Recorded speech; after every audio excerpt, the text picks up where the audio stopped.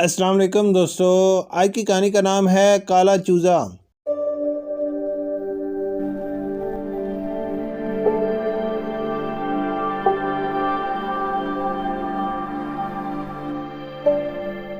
جنگل میں ہر رنگ و نسل کے مرغے مرغیاں آپس میں مل جل کر رہتے تھے۔ سب ایک دوسرے کے چوزوں اور انڈوں کا خیال اپنے چوزوں اور انڈوں کی طرح رکھتے تھے۔ کالا چوزا جب سے انڈے سے نکلا تھا تب سے ہر وقت ٹکٹکی باندھے آسمان پر اڑتے پرندوں کو حسرت سے دیکھا کرتا تھا اور سوالات کر کر کے ماں کا دماغ کھاتا رہتا تھا۔ پرندے آسمان پر کیسے اڑتے ہیں؟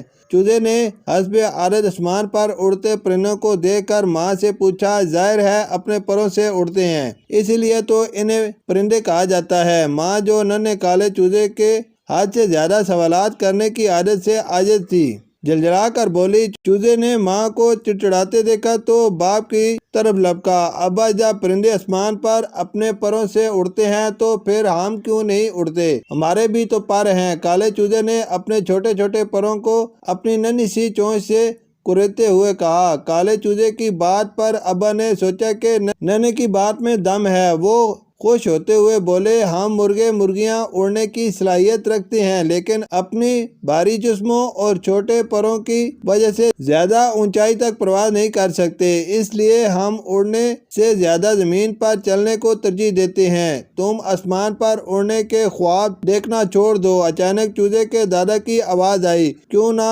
دیکھے وہ آسمان پر اڑنے کے خواب؟ آسمان پر اڑنے کے لیے پروں سے زیادہ ہمت، حوصلے اور لگن کی ضرورت ہوتی ہے، محنت کرنی پڑتی ہے، ہار کے خوف کو اپنے دل سے نکالنا پڑتا ہے۔ پر ہونے کے باوجود ہم اس لیے نہیں اڑ پاتے کہ ہمارے پر چھوٹے ہیں، اصل وجہ یہ ہے کہ ہم اڑنا ہی نہیں چاہتے۔ دادا نے پہلے تو بیٹے کو غصے سے گھورا، پھر کالے چوزے کو پیار کر کے آگے بڑھ گئے۔ ابا نے شکر ادا کیا کہ اب چوزا مزید سوالات نہیں کرے گا۔